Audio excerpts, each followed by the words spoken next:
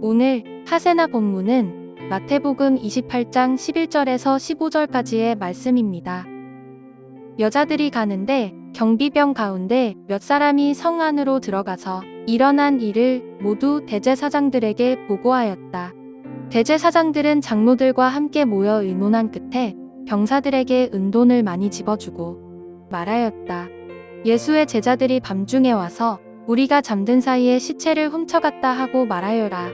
이 소문이 총독의 귀에 들어가게 되더라도 우리가 잘 말해서 너희에게 아무 해가 미치지 않게 해주겠다. 그들은 돈을 받고서 시키는 대로 하였다. 그리고 이 말이 오늘날까지 유대인들 사이에 널리 퍼져 있다. 오늘도 하세나를 통해 말씀 가운데 머무는 하루가 되기를 소망합니다. 어제 본문에서 우리는 예수님의 부활의 첫 증인이 누구였는지를 보았습니다. 오늘 본문에서는 그와는 전혀 다른 모습의 사람들이 등장합니다. 부활을 증거하는 사람이 아니라 부활을 막으려는 사람들입니다. 마태복음 28장 11절을 보면 무덤을 지키던 경비병들 가운데 몇 사람이 성 안으로 들어가 제사장들에게 자신들이 본 모든 일을 보고합니다. 그들이 본 것은 분명했습니다. 큰 지진이 있었고 천사가 내려왔으며 무덤은 열렸고 예수님의 시신은 사라졌습니다. 중요한 것은 이 경비병들은 아무것도 보지 못한 사람들이 아니라는 점입니다. 그들은 부활의 현장을 직접 목격한 사람들입니다. 아이러니하게도 여인들만큼이나 분명한 목격자들이었습니다. 그리고 이 소식을 들은 대제사장들과 장로들의 어떻게 반응합니까? 그들은 진리를 확인하려 하지 않습니다. 본문은 이렇게 말합니다. 대제사장들은 장로들과 함께 모여 의논한 끝에 그들은 사실을 조사하지 않고 또 이 일이 정말 하나님께서 하신 일인가 묻지도 않습니다. 대신 그들은 대책회의를 합니다. 어떻게 하면 이 부활의 소식을 막을 수 있을지 의논한 것입니다. 결국 그들이 선택한 방법은 돈이었습니다. 경비병들에게 많은 돈을 주며 이렇게 말합니다. 예수의 제자들이 밤중에 와서 우리가 잠든 사이에 시체를 훔쳐갔다 하고 말하여라. 여러분, 이 말은 말이 되지 않습니다. 경비병이 근무 중에 잠들었다면 그것은 중재이지요. 게다가 모두 잠들었다면 누가 시체를 가져갔는지 어떻게 알 수 있겠습니까?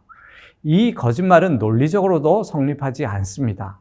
그럼에도 불구하고 사람들은 이 이야기를 퍼뜨렸고 마태는 이 말이 오늘까지 유대인 가운데 퍼져 있다고 기록합니다.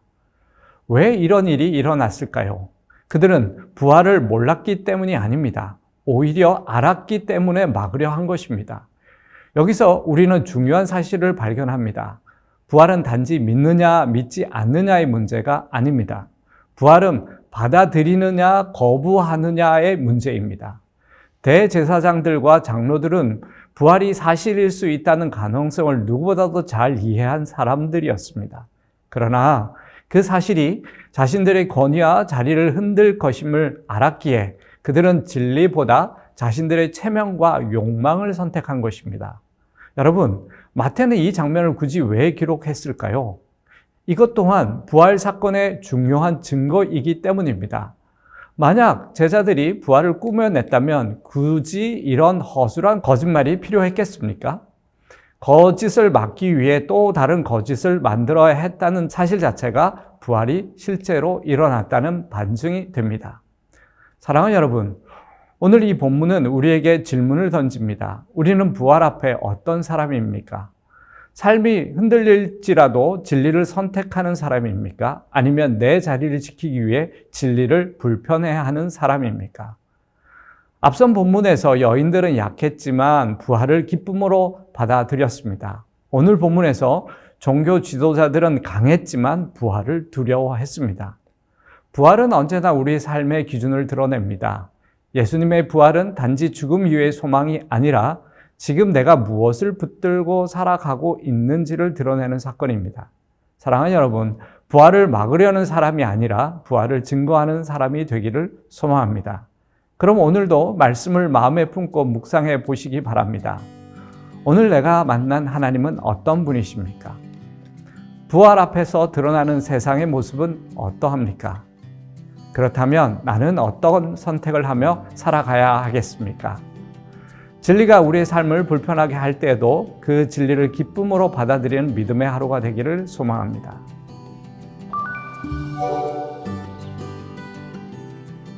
이번 주 하시조는 열방을 향해 드리는 시간의 11조입니다. 이번 주 첫 번째, 선교지 한나를 떠올리며 기도해 보세요. 두 번째, 선교사 한 분의 사역을 위해 중보해 보세요. 세 번째, 다른 문화와 사람을 존중하는 마음을 가져보세요. 네 번째, 전쟁과 분쟁 가운데 있는 나라를 위해 기도해 보세요. 다섯 번째, 오늘 내 삶의 자리에서 복음의 향기를 드러내 보세요. 마지막으로 주님 오늘도 보내심 받은 자리에서 살게 하소서 기도해 보세요. 오늘의 하시죠. 함께 하시죠.